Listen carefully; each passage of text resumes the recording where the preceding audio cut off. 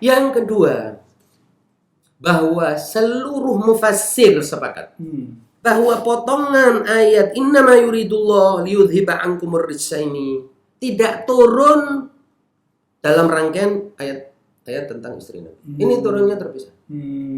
Jadi asbabun nuzulnya berbeda. Dia terpisah. Perkara kenapa Allah masukkan di sini itu perkara yang perlu kita bahas.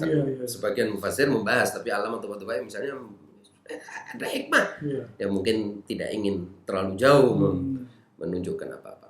Tapi kalau kita mau petik, kenapa hikmahnya diletakkan di sini? Karena memang Allah sedang ingin menunjukkan bahwa ini loh Nabi dan istri-istrinya, ini loh Ahlul Bait dalam rangkaian itu. Jadi menunjukkan adanya kelompok-kelompok di sekitar Nabi, adanya istri-istri, adanya Nabi sendiri, adanya istri-istri, dan adanya Ahlul Bait di posisi seperti Nabi, di sekitar Nabi atau di samping Nabi.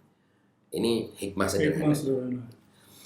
Tetapi ayat ini jelas bahkan Ikrimah ya dalam Al-Quran itu ya yang dianggap sebagai mewakili ayat yang berbicara bahwa ayat ini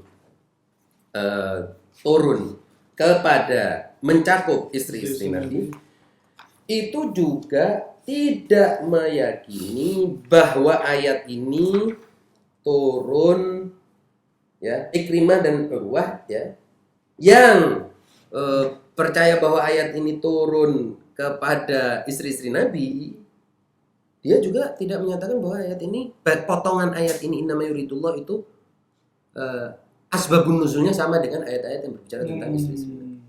Itu yang kedua, dalil kedua. Dalil ketiga yang spesifik melepaskan ini adalah hadis. Ya kan, yang secara tegas menunjukkan bahwa Ummu Salamah sebagai salah satu dari istri Nabi tidak ikut masuk dalam ahlul kisah dan tidak masuk di dalam kisah naungan kain Yaman itu, dan dipersilahkan untuk sekedar melihat prosesi Nabi menaungi putrinya Ali bin Abi Thalib, Hasan dan Husain dengan kain itu. Itu Ummu Salamah salah satu istri Nabi. Kalau dia tidak masuk pastinya bukan berarti tidak masuk istri Nabi, kan gitu. Itu dan hadisnya cukup banyak. Ya, misalnya di dalam Mustadrak al-Sahihain, Sunanul Kubra dan lain sebagainya, yang banyak sekali lah tentang ayat ini, tentang hadis itu ya, yang menunjukkan ketika asbabun nuzulnya secara jelas menunjukkan bahwa kejadian ya, Nabi menaungi putrinya Imam Ali, Imam Hasan dan Imam Husain ini tidak termasuk di dalamnya siapapun selain mereka. Riwayat hadisul kisah dari Sayyidah Fatimah itu menunjukkan bahwa Jibril pun kemudian masuk belakangan. Tapi itu untuk menyampaikan ayat itu tadi, untuk menyampaikan ayat yang turun khusus kepada mereka. Itu dalil ketiga. Nah, dalil berikutnya adalah bahwa mengapa tidak dimasukkan di situ istri-istri Nabi, karena tidak ada kesepakatan. Jadi ketika suatu itu tidak bisa disepakati, tidak bisa dijadikan dasar. Dan kalau memasukkan itu dengan cara ada riwayat, ada qarinah, ada bukti pendukung, nggak apa-apa. Tapi tidak ada bukti pendukung, dan bukti pendukung yang diajukan pun tidak sesuai. Yaitu bahwa ini ayat rangkaian ayat-ayat istri Nabi, mengapa kok mereka tidak masuk? Justru persisnya susunan kalimatnya menunjukkan memang beda. Dan juga ayat ini turunnya memang beda. Bukan turun dalam rangkaian ayat-ayat yang berbicara tentang istri-istri Nabi, begitu.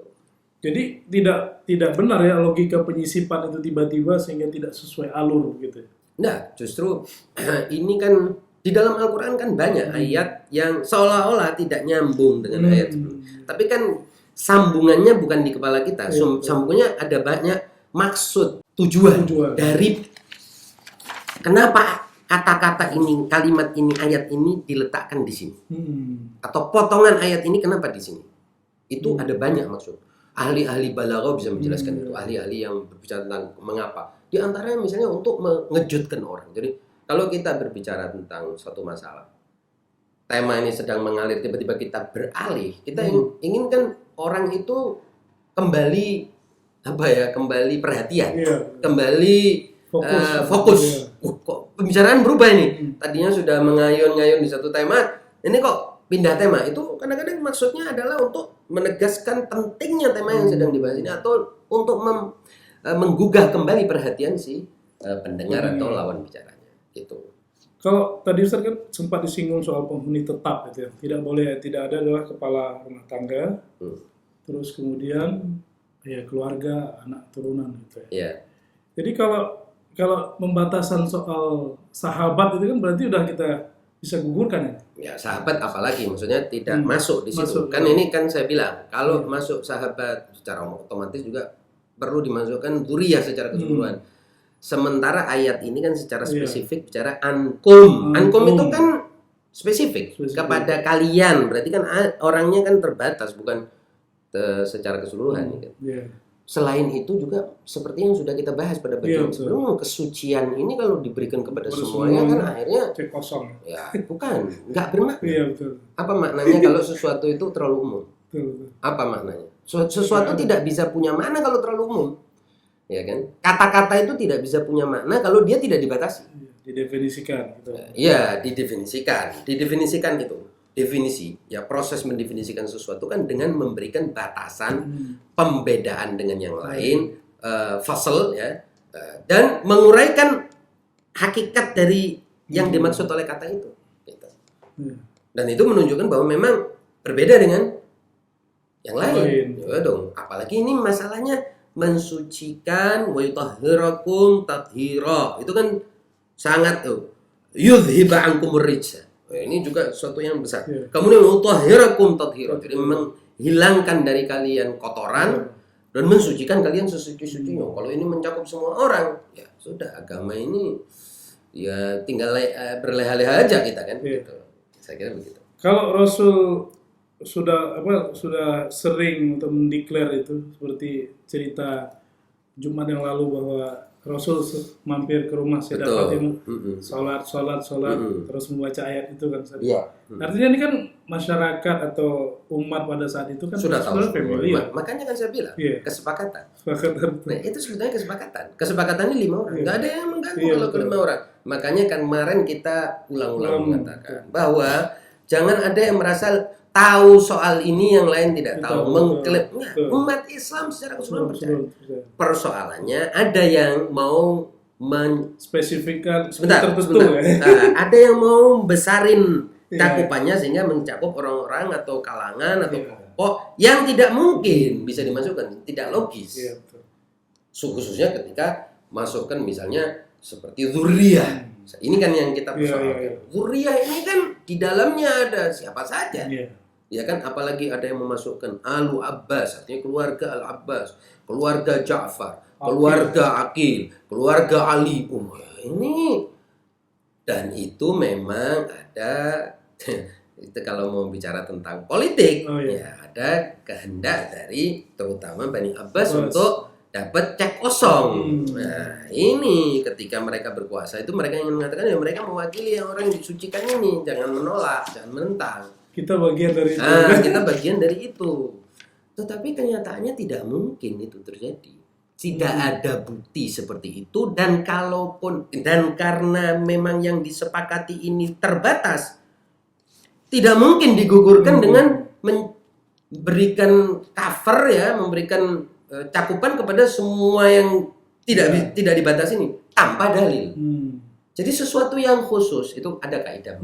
Sesuatu yang khusus tidak bisa diumumkan, tidak bisa dibuat umum kecuali dengan suatu sebab. Ada faktornya. Ya kan? Dan sesuatu yang umum tidak bisa juga dikhususkan kecuali dengan sebab. Kan begitu? Ini khusus, mau diumumkan, dicakupkan, diberikan secara terbuka bagi yang lain mesti ada dalil. Nggak ada dalilnya. Dalilnya. Nggak ada dalilnya. Malah dalil bertubi-tubi menunjukkan pengkhususan. Iya. Gitu kan. Jadi ketika dalil ini semuanya menunjukkan kepada khusus, ya khusus ini yang kita pegang. Apalagi memang ini kesepakatan umat. Jadi 5 orang ini sudah kesepakatan. Yang lain-lain itu yang tidak disepakati dan tidak ada buktinya. Nah, sebagian mencoba untuk memasukkan bukti dari tempat-tempat lain. Seperti yang mau mengatakan bahwa termasuk di dalam mereka yang disucikan, bukan spesifik ayat ini, tapi adalah imam itu harus masuk. Itu pakai dalil ayat lain. Sebagai imam masuk, tapi bukan sebagai dzurriyyah. Adapun mereka ini kemudian dzurriyyah, itu dalil lain lagi itu. Dan itu setiap dalil likulli maqamin maqal. Dari setiap tempat, setiap tema ada dalilnya. Gitu. Tidak bisa diumumkan. Nah, sekarang pertanyaannya, bagi mereka yang ingin meletakkan misalnya memasukkan ahlul bait, memasukkan dzurriyyah Nabi ke dalam bagian ayat ini, sama sekali tidak ada dalilnya. Bahkan dalil-dalil yang ada, fakta-fakta yang ada menunjukkan itu batil. Nggak bisa orang dikasih cek kosong itu nggak bermakna. Dzurriyyah segini banyaknya ini terus semuanya suci. La haula wala quwwata illa billah. Dan ini sebetulnya itu yang menyebabkan justru berbahaya sekali. Nah, berbahayanya ya seperti kita memberikan apa ya namanya, ya menutup mata atas kesalahan, kemungkinan kerusakan, kemungkinan beredarnya kemaksiatan dan ketidakadilan dan sebagainya bagi kelompok yang punya hubungan darah ini. Apalagi hubungan darah itu bukan sesuatu yang mulia. Hubungan darah sebagai hubungan darah kan bukan pilihan manusia, bukan sesuatu yang mulia. Justru itulah pembatasan ini menjadi bermakna, yaitu ini 5 orang ini punya hubungan darah hanya bonus, tapi dia dimuliakan secara khusus oleh Allah karena statusnya sebagai ahlul bait yang terbatas itu. Terbatas. Bukan karena dia dekat dengan Rasul secara darah. Ada keterbatasan lain. Pembatasannya apa? Iradah. Ini namanya yuridullah. Kehendak Allah. Itu yang membatasi. Gitu. Dan itu yang menguatkan bahwa harus terbatas karena Allah berkehendak ini mereka. Cuma kecenderungan orang melar-melarin saja. Iya. Luas-luasin. Nah, yang meluaskan ini tadi kan punya banyak maksud. Nah, maksudnya itu ada yang maksudnya politis, ada yang maksudnya katakanlah mengurangi ahlul bait derajatnya itu sehingga sama dengan yang lain dan lain sebagainya. Tapi itu mentah lah. Argumen-argumen itu tentu mentah. Karena Rasulullah sendiri sudah menyatakan secara jelas bahwa pusaka itu ada 2, Al-Quran dan ahlul itrah dalam pengertian itu. Nah, itrati ahli baiti. Ini kan artinya apa? Bahwa Al-Quran itu sejajar kedudukannya dengan ahlul bait. Mereka yang mau berpegang kepada Al-Quran harus berpegang kepada ahlul bait. Itu kan kesejajarannya.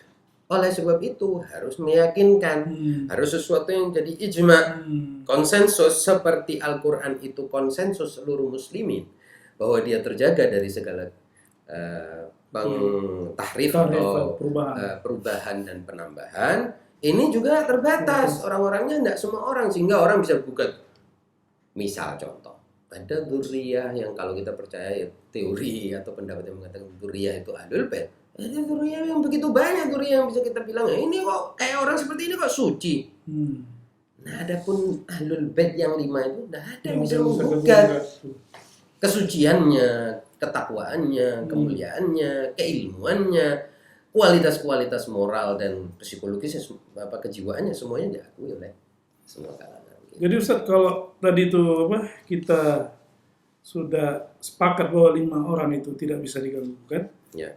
Lalu kan tadi disebut kalau kita mau umumkan itu perlu dalil. Termasuk misalnya kalau Isna Asy'ari mau menambahkan itu berarti perlu dalil lain. Perlu dalil lain, nggak bisa. Dalil ini spesifik. Terbatas spesifik. Dalil ini spesifik, perlu dalil lain, penguat lain. Dan itu saya bilang bahwa baik kelompok Imamiyah maupun kelompok Ahlus Sunnah ada yang ingin memelarkan itu, tapi dia butuh sesuatu yang lain. Nah, sesuatu yang lain itu bisa kuat, bisa lemah, gitu. Kalau kuat dia bisa mencakupkan yang lain. Kalau lemah dia nggak bisa. Bukan termasuk ayat ini, mungkin ayat yang lain. Gitu. Seperti misalnya penghormatan kepada istri-istri Nabi. Oh, itu ayat Quran ada, harus dihormati istri-istri Nabi. Makanya istri Nabi itu tidak boleh dinikahi, istri Nabi tidak boleh dibeginikan, tidak boleh diganggu. Itu ada ayatnya. Bukan tidak ada, jangan dikira. Tapi tidak termasuk Ahlul Bait yang disucikan sesuci-sucinya. Enggak apa-apa, enggak mengurangi apa-apa itu. Karena ada ayat lain, gitu. Kira-kira kalau kembali ke suci tadi Ustaz. Jadi orang ini kan sudah ada penetapan kesepakatan bersama ya bahwa ini suci, padanan Al-Qur'an gitu ya. Terus konsekuensi kita nih sebagai kelanjutan pesan Mbah Mun itu. Apa itu Ustaz terkait menjaga ini? Pusaka ini. Sejauh ini kan kita bilang kalau suci berarti menjadi bagian dari suatu yang pangkal atau pokok atau asas agama. Ya karena agama harus suci. Kalau agama nggak suci, dia bukan agama. Nah, perkara kesucian ini Allah tetapkan seperti ini. Seperti Al-Quran. Allah mengatakan Al-Quran ini Allah jaga. Tidak ada yang menyentuhnya kecuali yang suci. Al-Quran ini jadi dengan demikian suci, bebas dari kekurangan, bebas dari noda, dari kotoran dan lain sebagainya. Begitu juga pendamping. Ini sudah. Inilah wasiat dari atau pesan Rasul yang kemudian diulang lagi oleh orang seperti Mbah Mun yang memang harus dipegang, harus dijaga oleh umat ini. Pertama diyakini dulu, ya, dan dijaga. Nah, mereka yang kadang-kadang ingin menggugurkan kesucian salah satunya, baik itu mereka yang mengatakan adanya tahrif Quran, itu kan mau meragukan Al-Quran. Ada juga yang mengatakan begitu, dan itu merusak agama ini. Mau meragukan itu, tentu tanpa bukti ya. Begitu juga ada yang mengatakan bahwa memasukkan yang bukan Ahlul Bait ke dalam Ahlul Bait sehingga ayat pensucian ini tidak bisa diterima karena lah ini buktinya enggak suci nih, pada kotor semua kok masuk ke sini. Padahal Allah sudah jelas-jelas membatasi mereka. Lah yang 5 inilah yang suci. Adapun yang lainnya ya dilihat masing-masing, perlu dalil, perlu bukti kesuciannya. Dan ini memang iradah Allah seperti yang saya bilang. Jadi bukan karena hubungan keluarga kesucian. Karena kehendak Allah. Lah bahwa kemudian kehendak Allah itu ada di antara yang tersucikan atau semuanya berhubungan darah, urusan lain. Bukan pilihan mereka kan punya hubungan darah. Tapi Allah berkehendak bahwa mereka disucikan sesuci-suci dari segala kotoran. Gitu. Ustaz, terima kasih nih Ustaz udah memberi penjelasan lanjutan. Insya Allah ini mungkin bukan pembahasan terakhir, kita akan lanjut lagi di tema-tema seputar ini, terutama mungkin pembahasan lanjutan Ahlul Bait ini Ustaz, dalam kesempatan yang lain.